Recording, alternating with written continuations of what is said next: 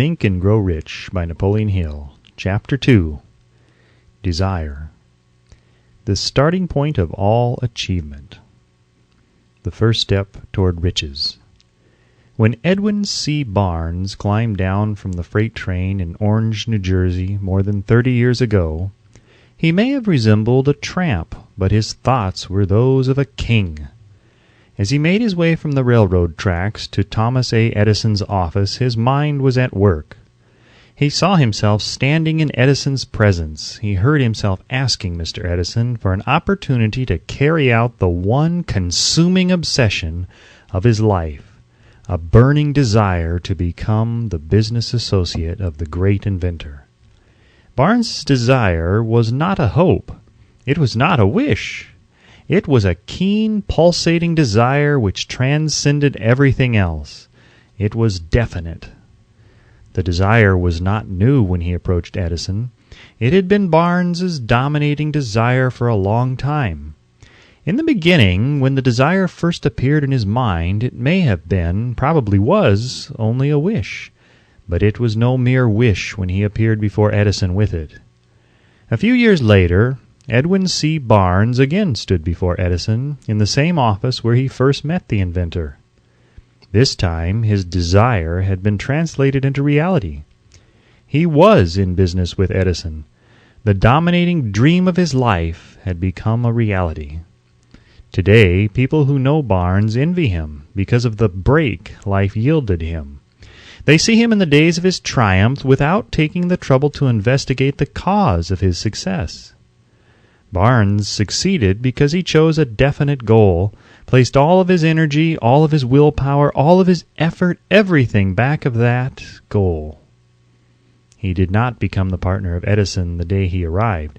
He was content to start in the most menial work as long as it provided an opportunity to take even one step toward his cherished goal.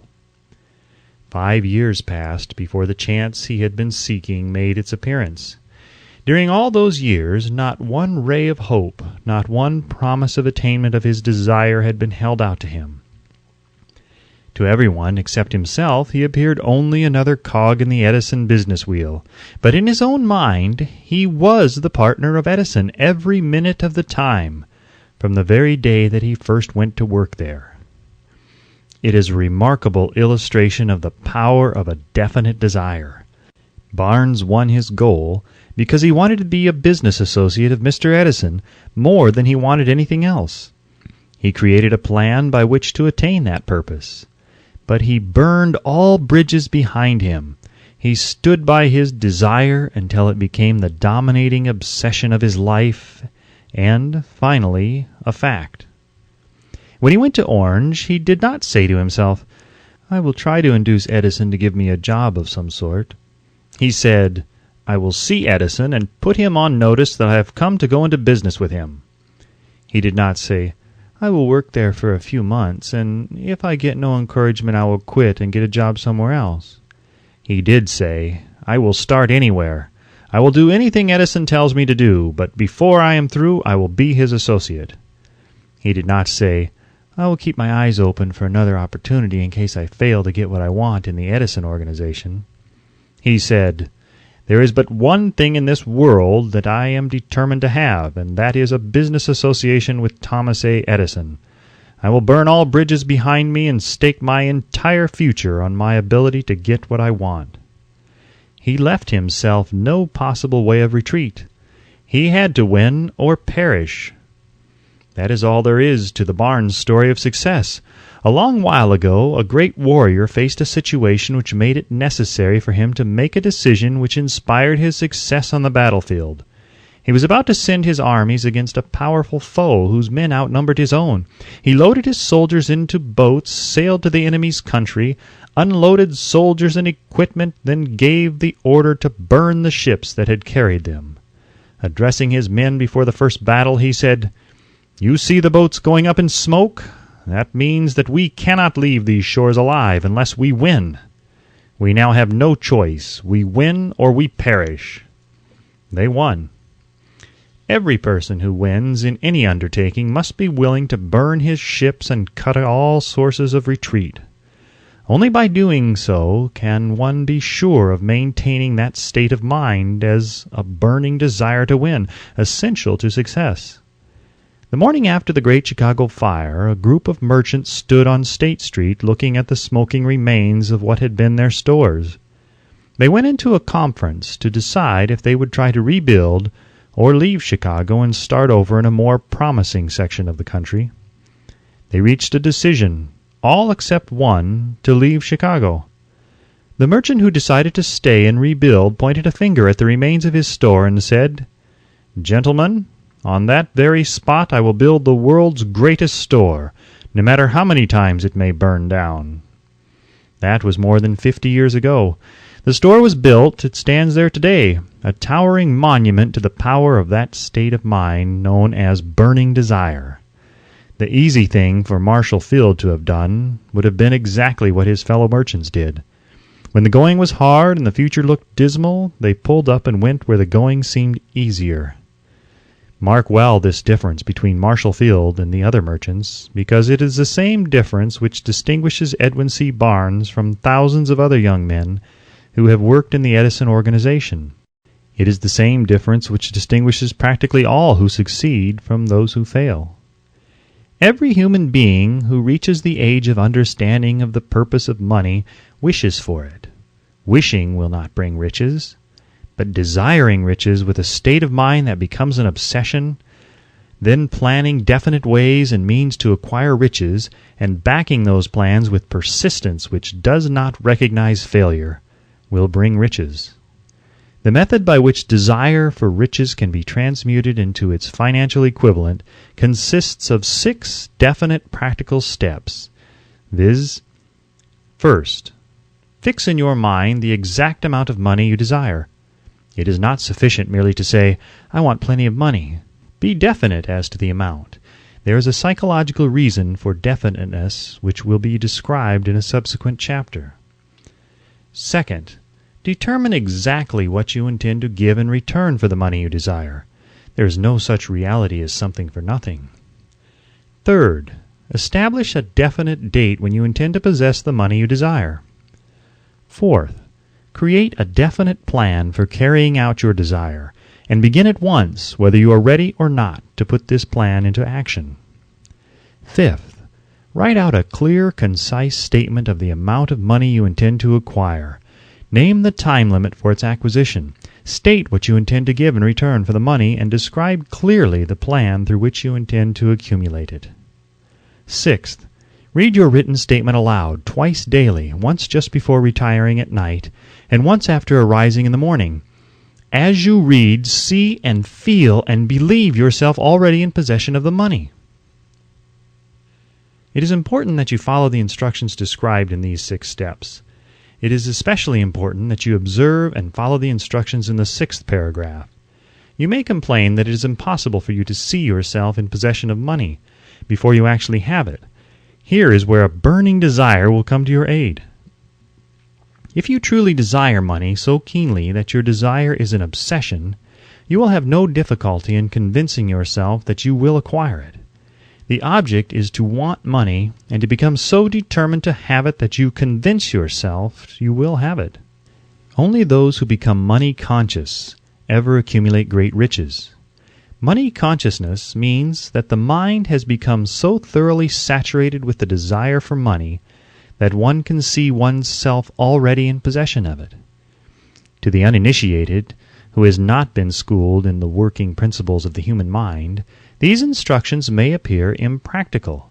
It may be helpful to all who fail to recognize the soundness of the 6 steps to know that the information they convey was received from Andrew Carnegie, who began as an ordinary laborer in the steel mills, but managed, despite his humble beginning, to make these principles yield himself a fortune of considerably more than $100 million.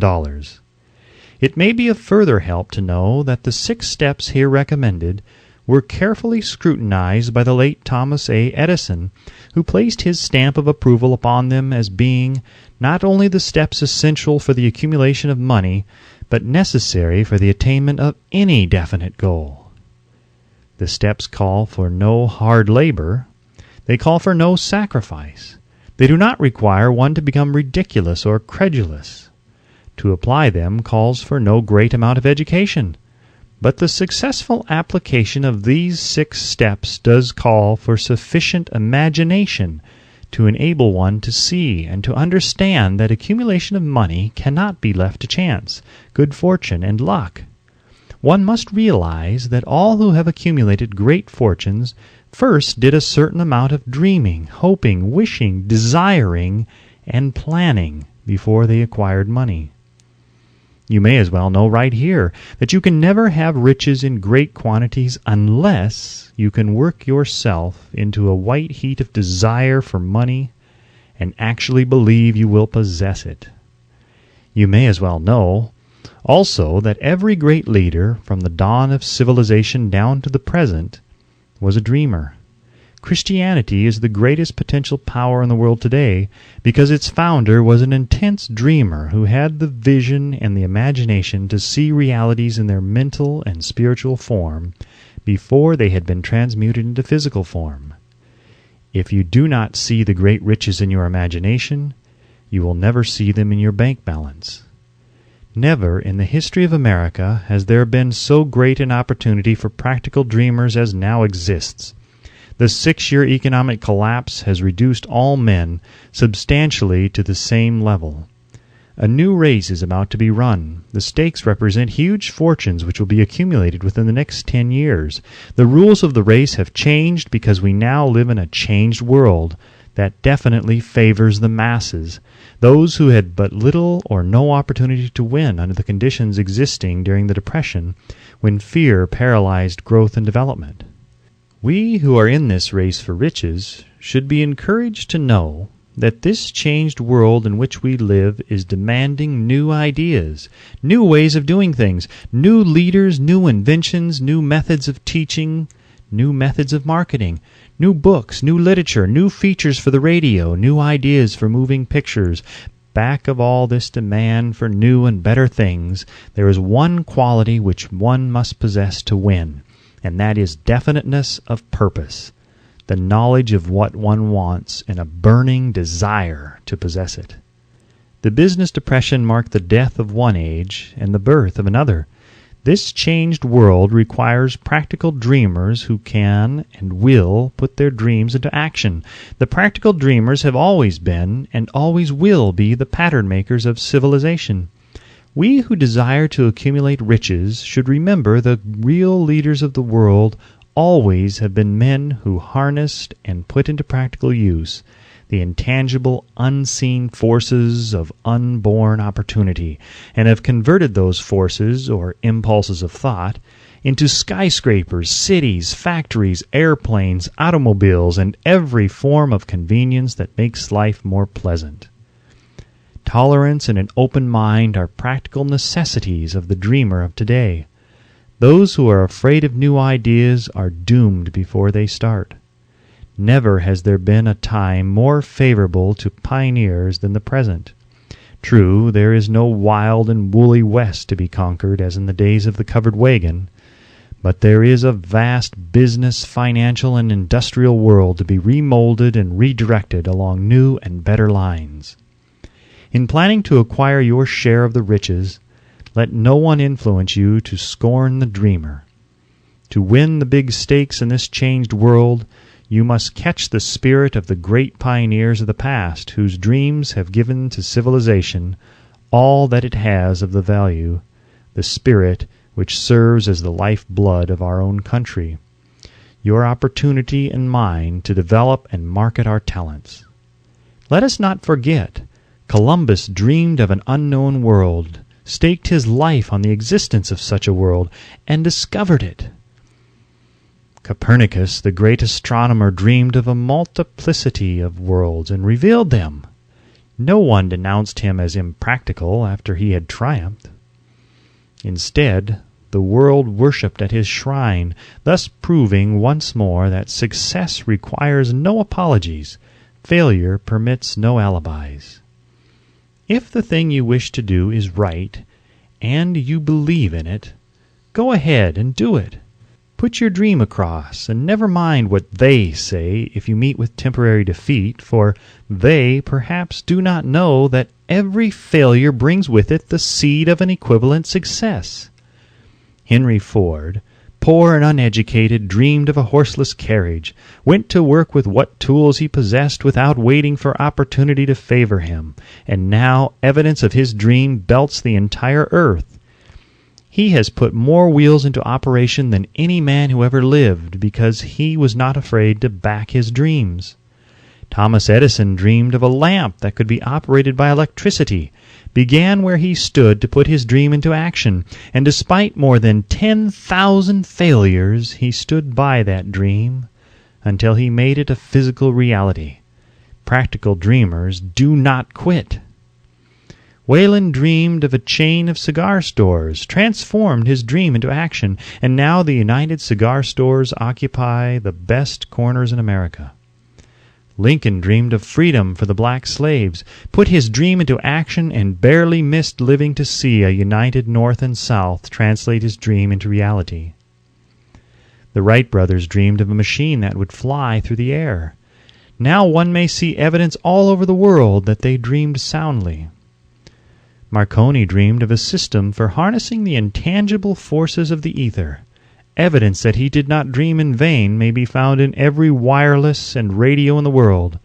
Moreover, Marconi's dream brought the humblest cabin and the most stately manor house side by side. It made the people of every nation on earth backdoor neighbors. It gave the President of the United States a medium by which he may talk to all the people of America at one time and on short notice. It may interest you to know that Marconi's friends had him taken into custody and examined in a psychopathic hospital when he announced he had discovered a principle through which he could send messages through the air without the aid of wires or other direct physical means of communication. The dreamers of today fare better. The world has become accustomed to new discoveries. Nay, it has shown a willingness to reward the dreamer who gives the world a new idea. The greatest achievement was at first, and for a time, but a dream. The oak sleeps in the acorn, the bird waits in the egg, and in the highest vision of the soul, a waking angel stirs. Dreams are the seedlings of reality. Awake, arise, and assert yourself, you dreamers of the world. Your star is now in the ascendancy. The world depression brought the opportunity you have been waiting for. It taught people humility, tolerance, and open-mindedness. The world is filled with an abundance of opportunity, which the dreamers of the past never knew. A burning desire to be and to do is the starting point from which the dreamer must take off. Dreams are not born of indifference, laziness, or lack of ambition. The world no longer scoffs at the dreamer, nor calls him impractical. If you think it does, take a trip to Tennessee and witness what a dreamer president has done in the way of harnessing and using the great water power of America. A score of years ago, such a dream would have seemed like madness. You have been disappointed. You have undergone defeat during the Depression. You have felt the great heart within you crushed until it bled. Take courage, for these experiences have tempered the spiritual metal of which you are made. They are assets of incomparable value. Remember, too, that all who succeed in life get off to a bad start and pass through many heartbreaking struggles before they arrive. The turning point in the lives of those who succeed usually comes at the moment of some crisis through which they are introduced to their other selves.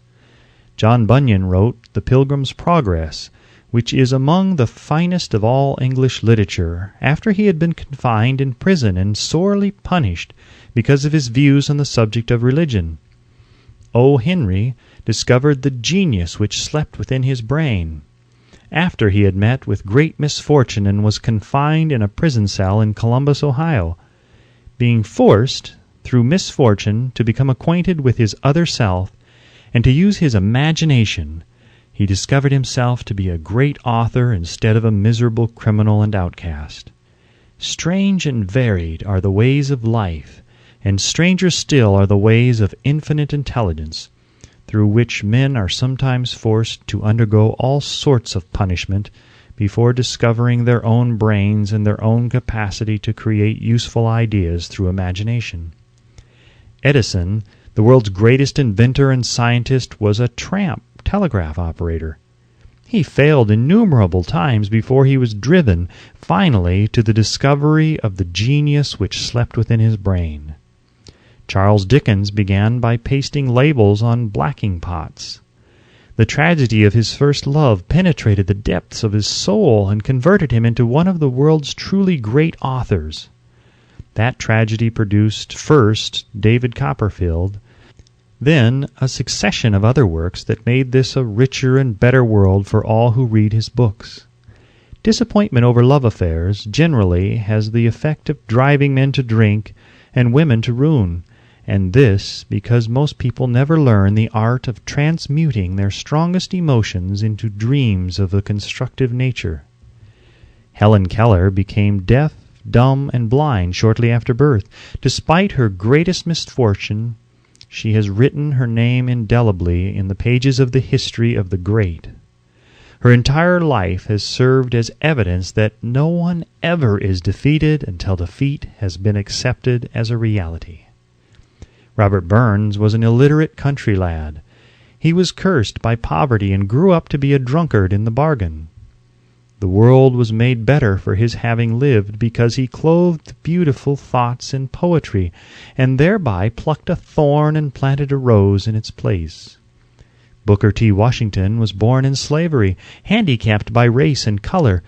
Because he was tolerant, had an open mind at all times on all subjects, and was a dreamer, he left his impress for good on an entire race. Beethoven was deaf, Milton was blind, but their names will last as long as time endures, because they dreamed and translated their dreams into organized thought. Before passing to the next chapter, kindle anew in your mind the fire of hope, faith, courage, and tolerance. If you have these states of mind and a working knowledge of the principles described, all else that you need will come to you when you are ready for it. Let Emerson state the thought in these words: "Every proverb, every book, every byword that belongs to thee, for aid and comfort shall surely come home through open or winding passages. Every friend whom not thy fantastic will, but the great and tender soul in thee craveth, shall lock thee in his embrace." There is a difference between wishing for a thing and being ready to receive it. No one is ready for a thing until he believes he can acquire it. The state of mind must be belief, not mere hope or wish. Open-mindedness is essential for belief. Closed minds do not inspire faith, courage, and belief. Remember, no more effort is required to aim high in life, to demand abundance and prosperity, than is required to accept misery and poverty. A great poet has correctly stated this universal truth through these lines: "I bargained with life for a penny, and life would pay no more. However, I begged at evening, when I counted my scanty store. For life is a just employer, he gives you what you ask, but once you have set the wages, why, you must bear the task. I worked for a menial's hire, only to learn, dismayed, that any wage I had asked of life, life would have willingly paid." Desire outwits Mother Nature. As a fitting climax to this chapter, I wish to introduce one of the most unusual persons I have ever known. I first saw him 24 years ago, a few minutes after he was born. He came into the world without any physical sign of ears, and the doctor admitted, when pressed for an opinion, that the child might be deaf and mute for life. I challenged the doctor's opinion. I had the right to do so. I was the child's father. I, too, reached a decision and rendered an opinion, but I expressed the opinion silently in the secrecy of my own heart. I decided that my son would hear and speak. Nature could send me a child without ears, but nature could not induce me to accept the reality of the affliction. In my own mind, I knew that my son would hear and speak. How? I was sure there must be a way, and I knew I would find it. I thought of the words of the immortal Emerson. The whole course of things goes to teach us faith. We need only obey. There is guidance for each of us, and by lowly listening we shall hear the right word. The right word? Desire! More than anything else, I desired that my son should not be a deaf-mute. From that desire I never receded, not for a second. Many years previously I had written, "Our only limitations are those we set up in our own minds." For the first time I wondered if that statement were true. Lying on the bed in front of me was a newly born child without the natural equipment of hearing. Even though he might hear and speak, he was obviously disfigured for life. Surely this was a limitation which that child had not set up in his own mind. What could I do about it? Somehow I would find a way to transplant into that child's mind my own burning desire for ways and means of conveying sound to his brain without the aid of ears. As soon as the child was old enough to cooperate, I would fill his mind so completely with a burning desire to hear that nature would, by methods of her own, translate it into physical reality. All this thinking took place in my own mind, but I spoke of it to no one. Every day I renewed the pledge I had made to myself, not to accept a deaf-mute for a son. As he grew older and began to take notice of things around him, we observed that he had a slight degree of hearing. When he reached the age when children usually begin talking, he made no attempt to speak, but we could tell by his actions that he could hear certain sounds slightly. That was all I wanted to know. I was convinced that if he could hear even slightly, he might develop still greater hearing capacity. Then something happened which gave me hope. It came from an entirely unexpected source. We bought a Victrola. When the child heard the music for the first time, he went into ecstasies and promptly appropriated the machine. He soon showed a preference for certain records, among them "It's a Long Way to Tipperary." On one occasion he played that piece over and over for almost 2 hours, standing in front of the Victrola with his teeth clamped on the edge of the case. The significance of this self-formed habit of his did not become clear to us until years afterward, for we had never heard of the principle of bone conduction of sound at that time. Shortly after he appropriated the Victrola, I discovered that he could hear me quite clearly when I spoke with my lips touching his mastoid bone, or at the base of the brain.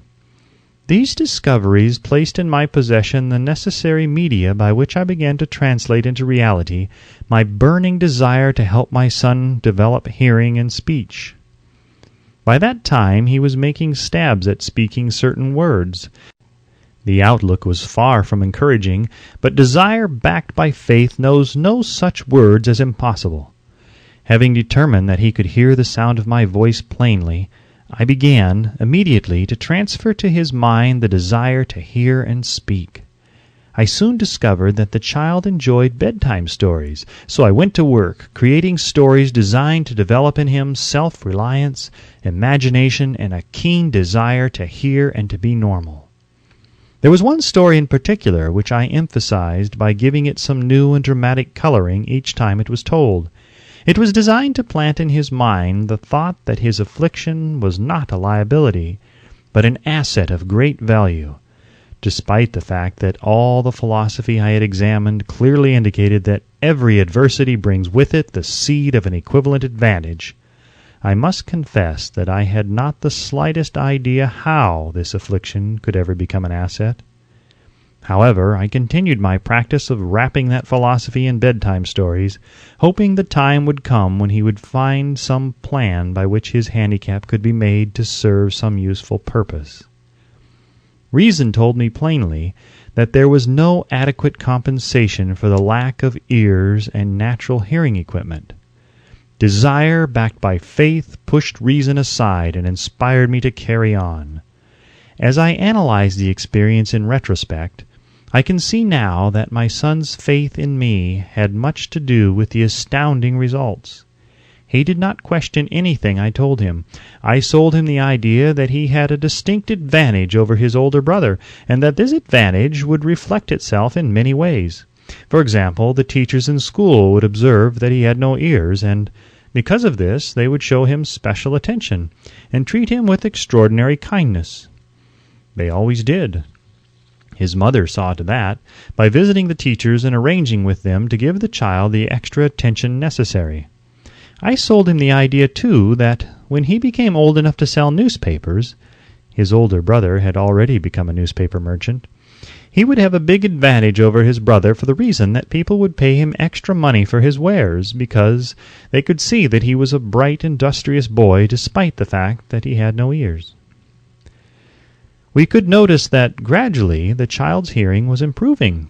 Moreover, he had not the slightest tendency to be self-conscious because of his affliction. When he was about 7, he showed the first evidence that our method of servicing his mind was bearing fruit.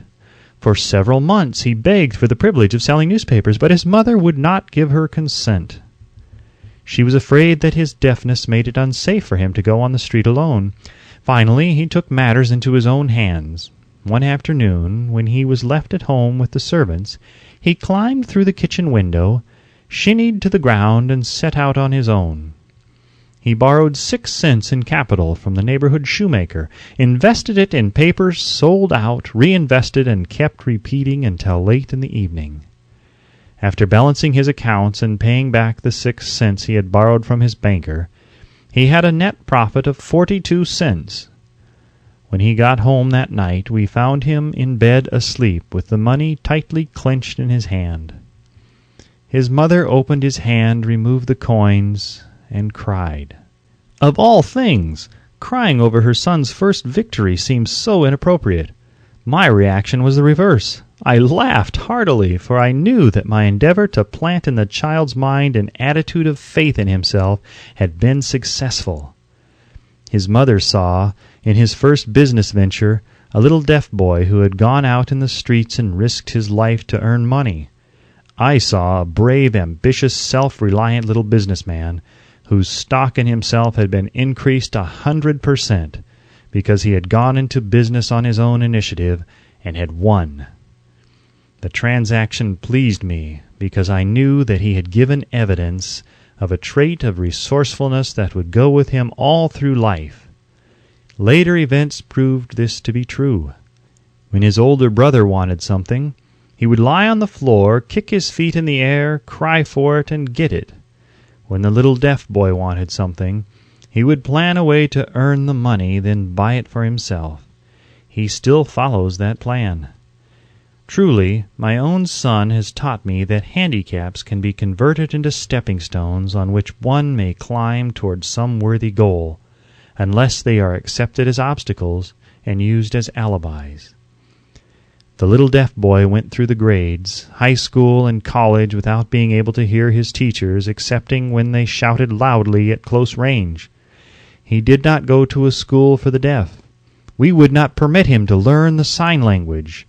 We were determined that he should live a normal life and associate with normal children, and we stood by that decision, although it cost us many heated debates with school officials.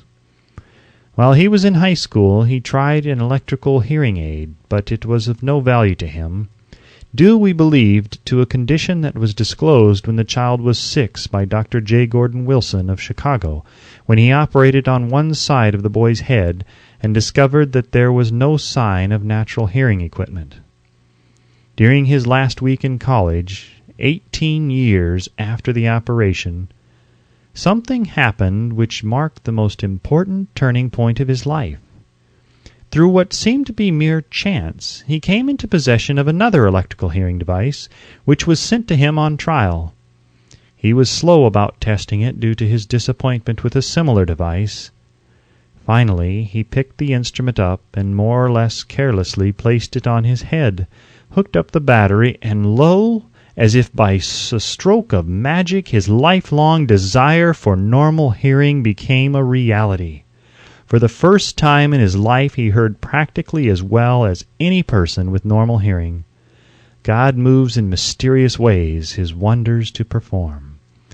Overjoyed because of the changed world which had been brought to him through his hearing device, he rushed to the telephone, called his mother, and heard her voice perfectly.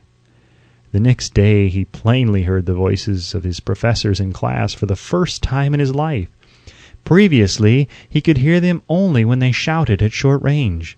He heard the radio. He heard the talking pictures. For the first time in his life, he could converse freely with other people without the necessity of their having to speak loudly. Truly, he had come into possession of a changed world. We had refused to accept nature's error, and by persistent desire we had induced nature to correct that error through the only practical means available. Desire had commenced to pay dividends, but the victory was not yet complete. The boys still had to find a definite and practical way to convert this handicap into an equivalent asset. Hardly realizing the significance of what had already been accomplished, but intoxicated with the joy of his newly discovered world of sound, he wrote a letter to the manufacturer of the hearing aid, enthusiastically describing his experience. Something in his letter, something perhaps which was not written on the lines, but back of them, caused the company to invite him to New York. When he arrived, he was escorted through the factory, and while talking with the chief engineer, telling him about his changed world, a hunch, an idea, or an inspiration, call it what you wish, flashed into his mind. It was this impulse of thought which converted his affliction into an asset, destined to pay dividends in both money and happiness to thousands for all time to come.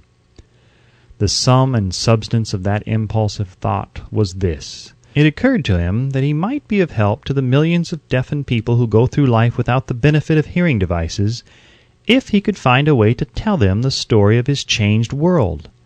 Then and there he reached a decision to devote the remainder of his life to rendering useful service to the hard of hearing. For an entire month he carried on an intensive research, during which he analyzed the entire marketing system of the manufacture of the hearing device, and created ways and means of communicating with the hard of hearing all over the world for the purpose of sharing with them his newly discovered, changed world.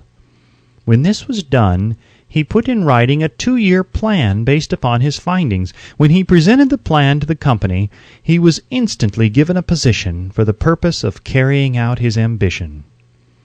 Little did he dream when he went to work that he was destined to bring hope and practical relief to thousands of deafened people who, without his help, would have been doomed forever to deaf mutism. Shortly after he became associated with the manufacturer of his hearing aid, he invited me to attend a class conducted by his company for the purpose of teaching deaf mutes to hear and to speak. I had never heard of such a form of education. Therefore I visited the class, skeptical but hopeful that my time would not be entirely wasted. Here I saw a demonstration which gave me a greatly enlarged vision of what I had done to arouse and keep alive in my son's mind the desire for normal hearing. I saw deaf mutes actually being taught to hear and to speak through application of the self-same principle I had used more than 20 years previously in saving my son from deaf mutism. Thus, through some strange turn of the wheel of fate, my son Blair and I have been destined to aid in correcting deaf mutism for those as yet unborn, because we are the only living human beings, as far as I know, who have established definitely the fact that deaf mutism can be corrected to the extent of restoring to normal life those who suffer with this affliction. It has been done for one, it will be done for others. There is no doubt in my mind that Blair would have been a deaf mute all his life if his mother and I had not managed to shape his mind as we did. The doctor who attended at his birth told us, confidently, the child might never hear or speak. A few weeks ago, Dr. Irving Voorhees, a noted specialist on such cases, examined Blair very thoroughly. He was astounded when he learned how well my son now hears and speaks, and said his examination indicated that, theoretically, the boy should not be able to hear at all. But the lad does hear, despite the fact that X-ray pictures show there is no opening in the skull whatsoever from where his ears should be to the brain. When I planted in his mind the desire to hear and talk and live as a normal person, There went with that impulse some strange influence which caused nature to become a bridge builder, and span the gulf of silence between his brain and the outer world by some means which the keenest medical specialists have not been able to interpret. It would be sacrilege for me to even conjecture as to how nature performed this miracle. It would be unforgivable if I neglected to tell the world as much as I know of the humble part I assumed in the strange experience. It is my duty and a privilege to say I believe, and not without reason, that nothing is impossible to the person who backs desire with enduring faith. Verily, a burning desire has devious ways of transmuting itself into its physical equivalent. Blair desired normal hearing. Now he has it. He was born with a handicap which might easily have sent one with a less defined desire to the street with a bundle of pencils and a tin cup. That handicap now promises to serve as the medium by which he will render useful service to many millions of hard of hearing, also to give him useful employment at adequate financial compensation the remainder of his life. The little white lies I planted in his mind when he was a child by leading him to believe his affliction would become a great asset, which he could capitalize, has justified itself. Verily, there is nothing right or wrong which belief plus burning desire cannot make real. These qualities are free to everyone. In all of my experience in dealing with men and women who had personal problems, I never handled a single case which more definitely demonstrates the power of desire. Authors sometimes make the mistake of writing of subjects of which they have but superficial or very elementary knowledge. It has been my good fortune to have had the privilege of testing the soundness of the power of desire through the affliction of my own son. Perhaps it was providential that the experience came as it did, for surely no one is better prepared than he to serve as an example of what happens when desire is put to the test. If Mother Nature bends to the will of desire, is it logical that mere men can defeat a burning desire? Strange and imponderable is the power of the human mind. We do not understand the method by which it uses every circumstance, every individual, every physical thing within its reach as a means of transmuting desire into its physical counterpart. Perhaps science will uncover this secret. I planted in my son's mind the desire to hear and to speak as any normal person hears and speaks. That desire has now become a reality. I planted in his mind the desire to convert his greatest handicap into his greatest asset. That desire has been realized. The modus operandi by which this astounding result was achieved is not hard to describe. It consisted of three very definite facts. First, I mixed faith with the desire for normal hearing, which I passed on to my son. Second, I communicated my desire to him in every conceivable way available, through persistent, continuous effort over a period of years. Third, he believed me. As this chapter was being completed, news came of the death of Madame Schumann Heink. One short paragraph in the news dispatch gives the clue to this unusual woman's stupendous success as a singer. I quote the paragraph because the clue it contains is none other than desire. Early in her career, Madame Schumann Heink visited the director of the Vienna Court Opera to have him test her voice. But he did not test it. After taking one look at the awkward and poorly dressed girl, he exclaimed none too gently, "With such a face and with no personality at all, how can you ever expect to succeed in opera? My good child, give up the idea, buy a sewing machine and go to work. You can never be a singer." Never is a long time. The director of the Vienna Court Opera knew much about the technique of singing. He knew little about the power of desire when it assumes the proportion of an obsession. If he had known more of that power, he would not have made the mistake of condemning genius without giving it an opportunity. Several years ago, one of my business associates became ill. He became worse as time went on and finally was taken to the hospital for an operation. Just before he was wheeled into the operating room, I took a look at him and wondered how anyone as thin and emaciated as he could possibly go through a major operation successfully. The doctor warned me that there was little if any chance of my ever seeing him alive again. But that was the doctor's opinion. It was not the opinion of the patient. Just before he was wheeled away, he whispered feebly, "Do not be disturbed, Chief. I will be out of here in a few days."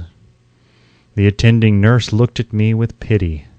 But the patient did come through safely. After it was all over, his physician said, "Nothing but his own desire to live saved him. He never would have pulled through it if he had not refused to accept the possibility of death." I believe in the power of desire backed by faith because I have seen this power lift men from lowly beginnings to places of power and wealth. I have seen it rob the grave of its victims. I have seen it serve as the medium by which men staged a comeback after having been defeated in 100 different ways. I have seen it provide my own son with a normal, happy, successful life despite nature's having sent him into the world without ears. How can one harness and use the power of desire? This has been answered through this and the subsequent chapters of this book. This message is going out to the world at the end of the longest and perhaps the most devastating depression America has ever known. It is reasonable to presume that the message may come to the attention of many who have been wounded by the depression, those who have lost their fortunes, others who have lost their positions, and great numbers who must reorganize their plans and stage a comeback. To all these I wish to convey the thought that all achievement, no matter what may be its nature or its purpose, must begin with an intense, burning desire for something definite. Through some strange and powerful principle of mental chemistry, which she has never divulged, nature wraps up in the impulse of strong desire that something which recognizes no such word as impossible and accepts no such reality as failure.